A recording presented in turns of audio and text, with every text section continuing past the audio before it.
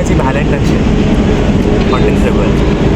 आम 3 जन से किसी खास प्लान ना बुझा तो मुझे कहना चाहिए तो आम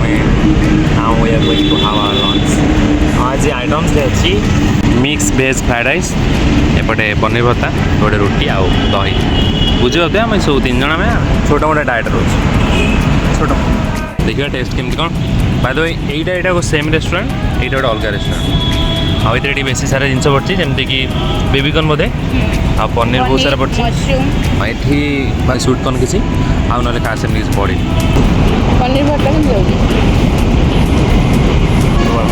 किसी समय पर आम लंच सरी जाइए मिस पूजा कह तुम एक्सपीरियंस केमती था हाँ हाँ हाँ हाँ हाँ हाँ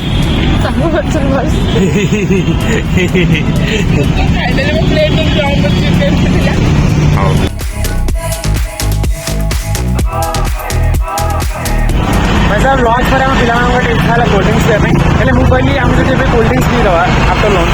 ना ये सब ये सुखिले सुखिले खाद्य खाई मैंने आम किसी बेटर जिन खाई पारे जो बेसी भल टेस्ट था तो मुझे कहली आम गोटे डाएट को कहीं 3 जन पीवा जो कि रिग्रेट हम सब डाएट